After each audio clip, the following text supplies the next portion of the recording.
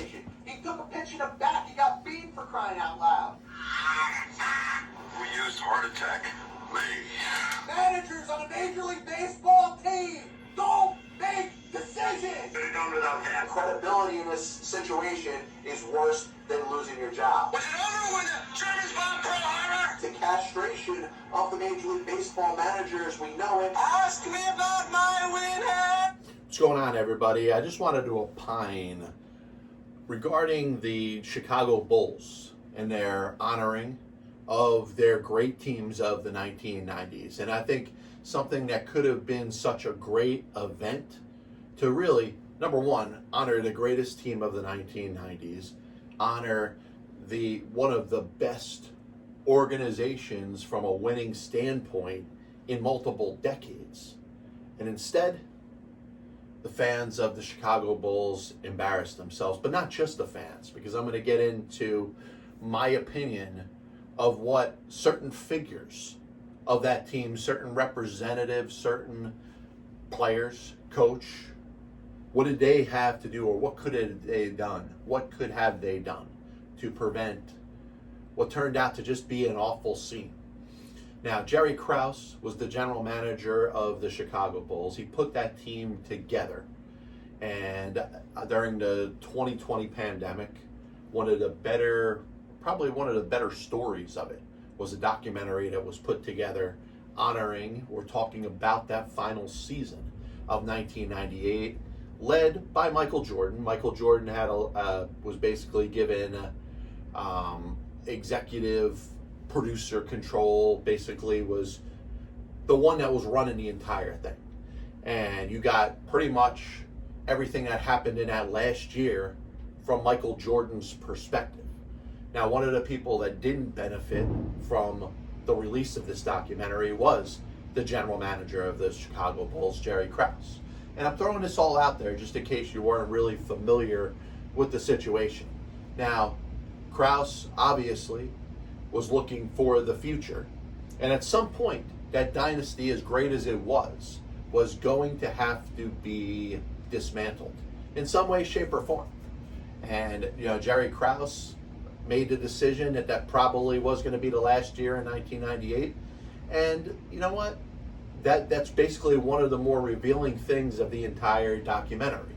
So fans, naturally, were going to be thrown towards Krause, to disrespect Krause, to discredit Krause, to dislike Jerry Krause for what he did to that roster. Now, one thing that was kind of sounds ignorant from the fans' perspective, you watch the documentary, you generated your own opinion, you tend to forget how that dynasty got started.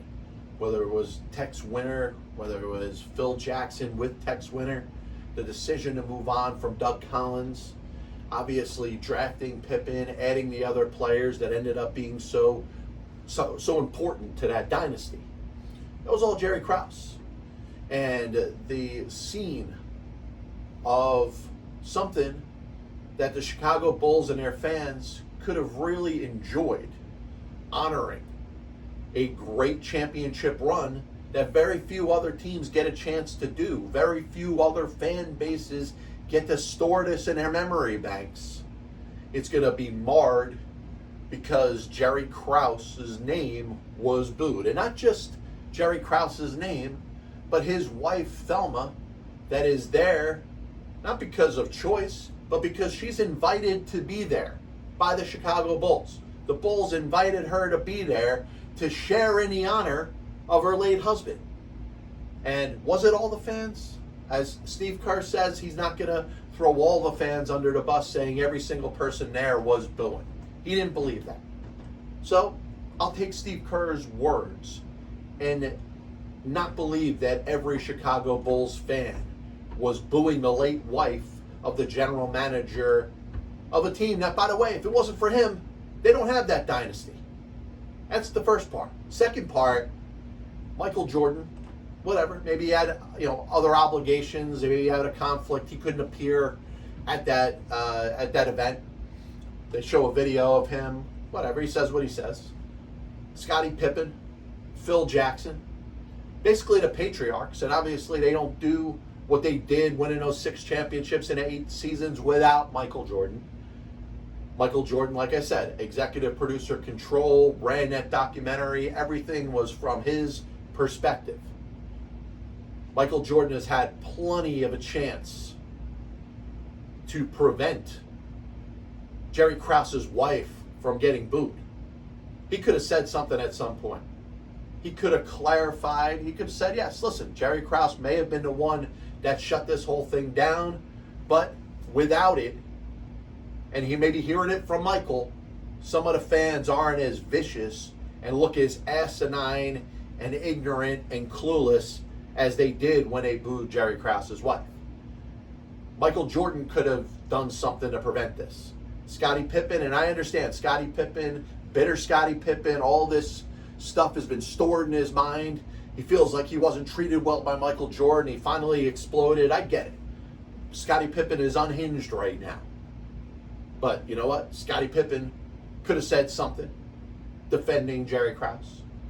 Now, he may not be happy with how Jerry Krause paid him. He may not have been happy about the long-term contract he signed, watching, basically the entire NBA make more money than Scottie Pippen by the time his contract was done. Jerry Krause didn't renegotiate it. Scottie Pippen's got the right to be upset. And maybe I'm not mad at Scottie Pippen in this situation.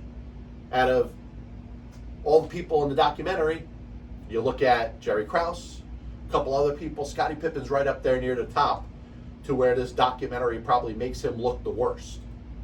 Scottie Pippen got ripped off by the Chicago Bulls. Scottie Pippen got ripped off by Jerry Reinsdorf, the owner, and Jerry Krause, the general manager. So if somebody's going to be upset, I'm giving Scottie Pippen the right to be upset. Phil Jackson, without him being hired, this thing doesn't happen. Phil Jackson's entire Hall of Fame coaching career starts with the opportunity that he gets when Jerry Krause hires him. Phil Jackson, in many situations, has had the opportunity to clear this air. And like I said, you don't have to put Jerry Krause on this huge pedestal, making him out to be great. But the fact that he was vilified so bad in that documentary, and we're looking at something that's 4 years ago already, 3.5, 4 years ago. There's a lot of time that's passed. That this night, when the Bulls were honoring the team, you could have saved Jerry Krause's wife from having to, being invited to something, by the way, that's supposed to honor her husband, and then to sit there and get booed by the amount of people that she was getting booed by. I thought that was a terrible, terrible job. And like I said, it's not just the Bulls fans. There's many within that organization that could have done something to prevent that disaster. And I feel terrible for his wife. Because you know what? She didn't deserve that. Jerry Krause didn't deserve that. A couple quick things before we jump into a quick version of Saving Sports History today. What happened to the Browns defense? Cleveland Browns, all we hear all season. And listen, they had a very good season. They dealt with so many injuries on one side. You think about Deshaun Watson, Nick Chubb. Yeah, there was a lot of really good players that didn't play most of this season. And the Browns were a great story, winning those late games with Joe Flacco as their quarterback. But all you kept hearing, Browns defense, Browns defense. I don't look at the Houston Texans as the San Francisco 49ers of the 1980s. They're not the Dallas Cowboys with Troy Aikman and Emmitt Smith and Michael Irvin and Jay Novacek and Darryl Johnston and Larry Allen. I mean, the Browns defense, they got to be called out for a real no-show. I want to throw a suggestion out there. And if you're an NHL fan, if you're a hockey fan, if you follow hockey night in and night out, maybe you watch a little more hockey than I do, I really do want your opinion. The NHL overtime rule seems like it's missing something. I think the shootout, I'm kind of okay with it. Whatever, one way or the other.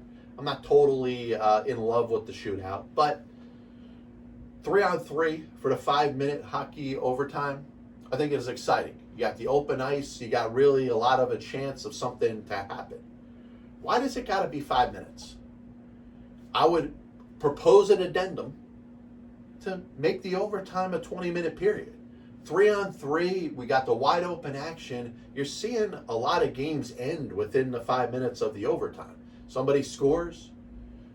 Why do we got to push towards the shootout? Why do we need the shootout?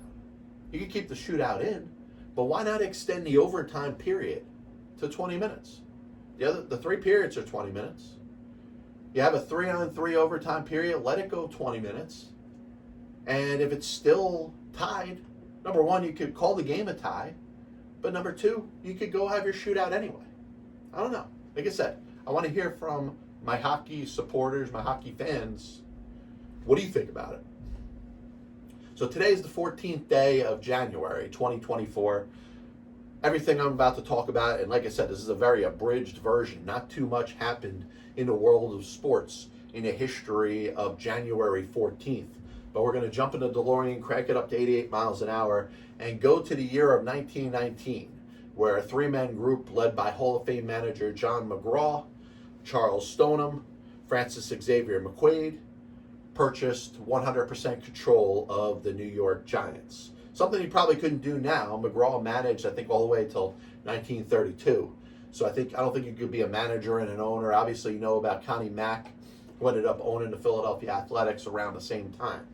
1968, Super Bowl II. The Green Bay Packers, 33. The Los Angeles Raiders, actually the Oakland Raiders, 14. 1973, Super Bowl VII. The Miami Dolphins, 14. The Washington Redskins, 7. 1987, Baseball Hall of Fame. Like I said, you know my opinions about the Baseball Hall of Fame, but they get it right here, honoring 2 great players, Catfish Hunter, Billy Williams, selected to the Baseball Hall of Fame. 1993, Mark Eaton of the Utah Jazz becomes the second player in the history of the National Basketball Association to have 3,000 blocks in his career. 1970, former New York Yankees closer and New York Mets general manager. He just led the team to the 1969 World Series championship. Johnny Murphy passes away suddenly. 1984, we lost not just San Diego Padres owner Ray Kroc, but the entrepreneur, the fast food king, the creator of McDonald's. This is the Passball Show, brought to you by JohnPLA.com, by St. Aloysius Church in Jackson, New Jersey, by Two Ways, One Passion Food Truck located in Scranton, Pennsylvania. If you're interested in hearing me flap my yap mouth, you want to see some of my top 10 all-time list that I've composed on behalf of the Passball Show, you can check me out on YouTube.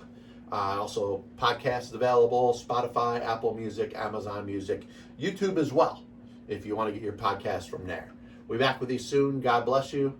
And as always, I'll see you on the other side. Chris Bryant was on the Chicago Cubs roster opening day. I have many leather-bound books. My apartment smells of rich mahogany. Why don't you give it all or a majority of it to the team